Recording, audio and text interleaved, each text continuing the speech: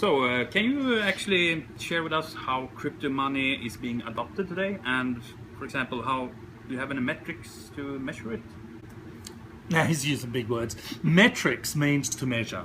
And yes, absolutely, we have. And there are, I'll tell you some adoption methods in a minute, but it's often the first barometer, the first way people look at this is, what's the price of it? Is it going up and down? What's the price? It's a sentiment. Is it popular? Are people buying it and the price is going up? Or are people selling it and the price is going down? And that's an important barometer, but it's not the only barometer. No. There are many more barometers, what I call fundamentals. So one of them that I look at is wallets. In other words, how many people are getting the software to be able to buy, to be able to send and receive crypto coins. And back in 2009, yep, there weren't too many. 2010, there weren't too many. Today, there is 8 figures. There's more than 10 million people. I don't know exact because it's changing all the time, yeah, but there are many, many people. And so the fundamentals are growing. That's an important thing that I look at. A couple of other things that we look at is merchants. That's very important. Merchants. Bitcoin has a little over 100,000 merchants, and they've done that since, say 2010, I suppose. So they've taken quite a few years to get to that. Yeah. And there's no infrastructure or architecture with a group of people moving in that direction. And shameless plug here, our coin, Leo Coin, we have over 30,000 merchants, and we have an irresistible promotion coming out in the third quarter of 2015, and we look to be getting possibly several 100,000 merchants in the coming year. So that'll be interesting. So look at the merchants. And another one's really important too. How do people exchange it? Like, it's one thing to say there's a stock market and you can buy and sell. That's great.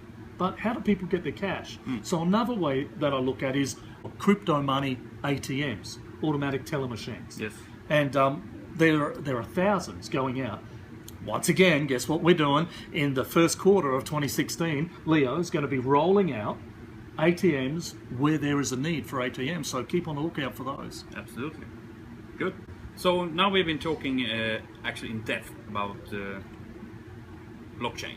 Can you actually now break it down more simple with the benefits and so on for using the public blockchain, more or less? I thought I did it simple. Okay, I'm going to give it another go. It's convenient for a consumer, right? Yes. It's convenient, it's cheap to use, it's money that is accepted globally. You don't lose anything from, if you're in Sweden, for example, and you've got krona in your bank and you want to buy something in the UK, you're losing money with transactions, absolutely, you're losing money with fees. So it's one accepted. That's an important thing. Yes. There are no costs associated with sending crypto money. So that's a really positive thing for consumers. The transactions are anonymous. Mm-hmm. A lot of people don't realise that every time you swipe your plastic, you're logged. Everything that consumerism knows about you. Not to talk about, we're not going to talk about remarketing at the moment, but that means that you can go and buy something just like cash, and they don't need to know anything about you. If you have any particular products or services that you want to keep private for you, you can use these crypto coins. So privacy. You're completely secure with crypto money. There's no identity theft. And many people ask me, how about, can we do a brute force attack? Can we break in?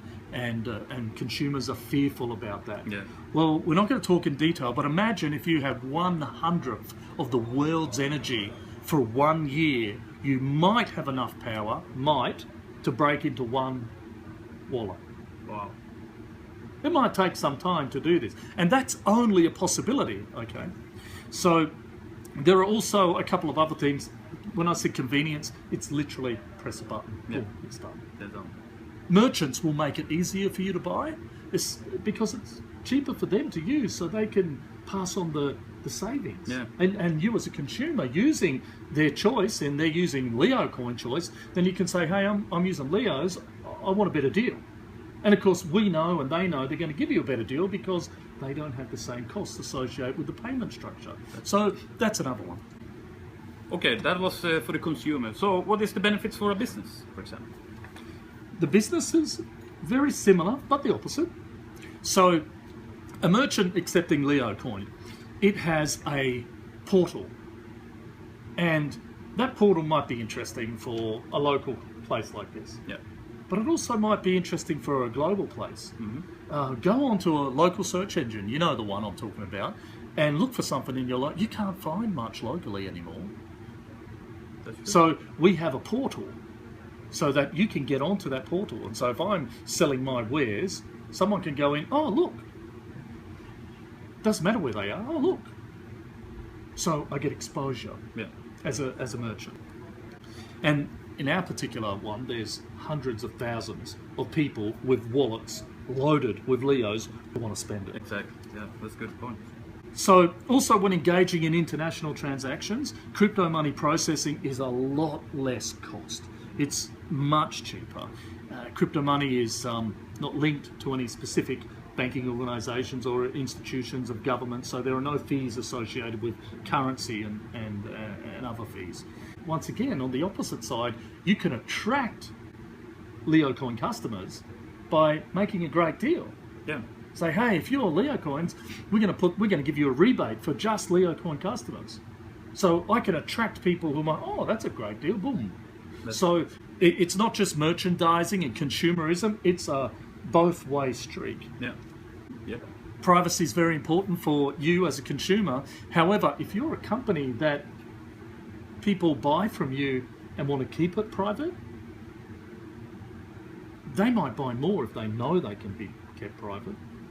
It could be simple. It could be any sort of product. For instance, it could be going down to the local service station and buying fuel from that company, and you don't want to buy fuel from another company, but you don't want it known who you buy fuel from, and so you just do this. Boom. No one knows who you buy from. Click and buy. The most positive reason for merchants is it's fast, it's secure, it's safe, there are no chargebacks, there are almost no fees, and there is no time for waiting for payment processors to send me the money that the customer's already paid me. It's instant. Very good. Okay, there are quite a few crypto coins out there right now. There are. Can you share with us any hallmarks for an authentic blockchain crypto money? Absolutely. I alluded to this a little bit earlier, but the first thing you need to look at is open source. That's the whole point with crypto money. The whole point with the blockchain is to be open source. If you're not open source, it's unlikely you're authentic. And the reason that you need to be open source is it's a public ledger, so everyone on the network can go in and have a look if this is legitimate. It means that they can check out proof of work, that it's actually a coin, and more importantly, double spends. If you don't have an open source and I'm using yours, how do I know you're not sending your coin to me and then sending the same coin to someone else? No one can actually check. But open source checks this. It's what Bitcoin discovered and how Satoshi made this to the blockchain. That's what the blockchain's all about, being open source, secure, and making sure. I hope that's clear. If it's not open source, it's almost the same as a bank or private money inside a share. It's not the same thing. No. So be aware about open source and do your research. Listen to people, but do your research. Listen to us, but figure out why is it open source. I can't stress that enough. Can you get the software, put it on your own computer and mine it yourself? If you cannot do that, it's not open source, and therefore it's unlikely to be authentic. And a final thing to look at, a public exchange, an open public exchange where you can buy and sell crypto money without needing to be a member. And the money is by the free market. The people in the free market decide the value of the money. Now there are thoughts out there that talk about a particular entity deciding the value of the money. And we've seen this in many economies over the last 100 years, and not many of those economies, I dare say none of those economies, have really shone through and become. We've often used the free market enterprise to get a value of something. So they're important points, but really be careful about open source. Very good. Very good. So thank you very much, Patrick, and I really hope you guys also got a real education around this, because it's real, authentic, we're here. Thank you very much. Thank you. Thank you. Yeah. So, hi Pat. Nice of you to be here today. Today we're gonna talk a little bit about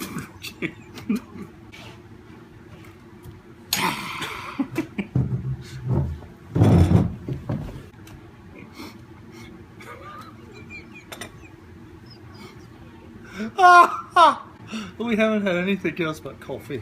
I swear to God. Okay, we're gonna do it again.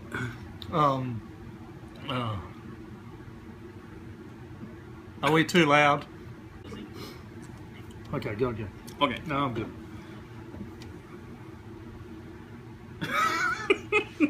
Alright. No, I'm good. Can I look at there? Hello Pat. Hi, Magnus. Hey, come on. Oh my god.